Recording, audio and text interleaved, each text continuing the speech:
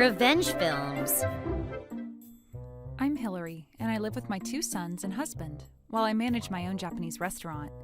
It had been in business since my grandparents established it, and last year I officially took over the business from my father. But I've been working at the restaurant since my father was the owner, so I know everything about this restaurant. And I've already built trust among my coworkers, so the process of taking over the business was smooth. The regular customers congratulate me every time they visit, and I felt happy and embarrassed at the same time. My grandmother had taught me how to cook since I was small, and I mastered all the flavors. With the chefs, including some who had been working since my grandparents owned the restaurant, as well as a few other staff, I managed my restaurant.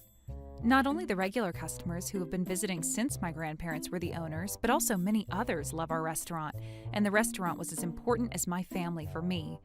My husband has always been supportive of me, and he was actually a fan of our restaurant. That's how we met and got married.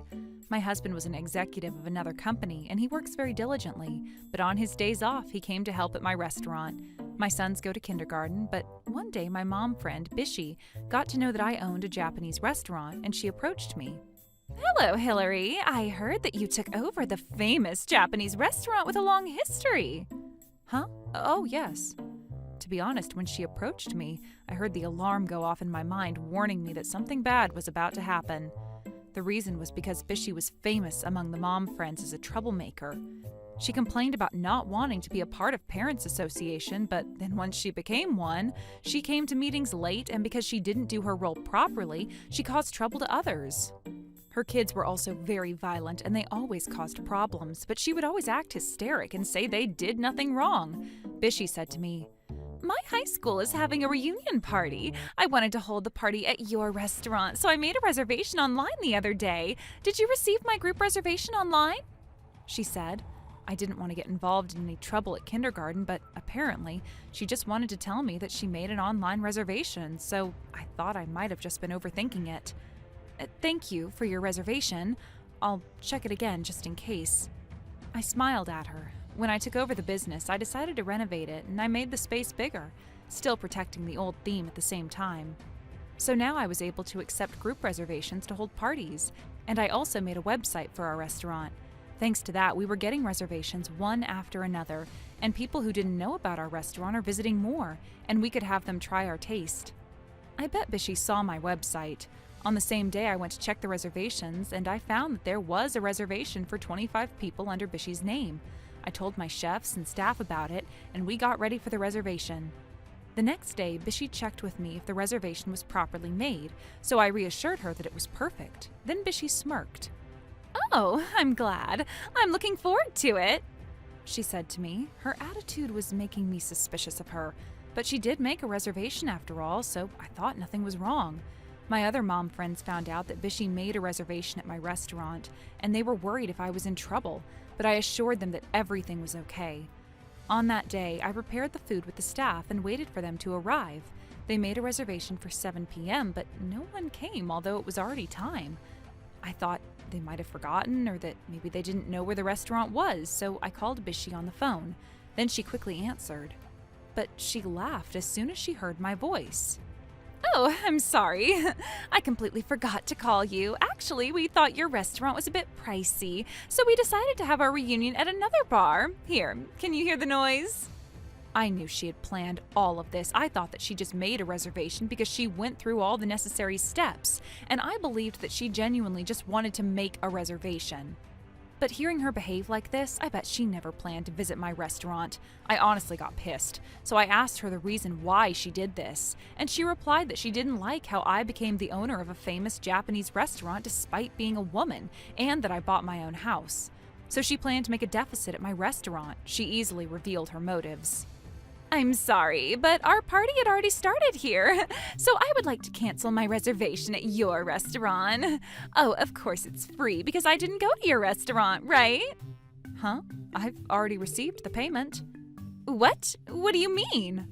She seemed like she didn't know how the system worked, so I gave her a clear explanation about how the system at my restaurant worked. Apparently, there were many customers who booked several restaurants on the same day and cancel it just before the day nowadays. And this had become a huge problem in this industry, so I implemented a system where customers were required to pay beforehand when making a reservation. If they canceled their reservation on the day, I wouldn't give them back the payment they made. That was boldly written in red on the website. But it looks like Bishy had no idea. I was wondering how she missed the detail, and it turns out that for the section where she had to put in the customer's information, she had asked her husband to fill it in instead of her because she was too lazy. It looks like her husband checked with her again and again to make sure that she really wanted to make an appointment, but because she had no intention of going, she felt fulfilled just to make a reservation, so she kept answering yes without thinking much to what her husband asked her. I had implemented a payment system where customers had to pay beforehand, so customers had to put their credit card information on the site. But she also randomly answered yes for those questions as well, so she had no idea that her husband had put her credit card information into the system. She was panicking after she heard my story. Huh? You have to be kidding. You'll return me the money, right? I didn't go to your restaurant.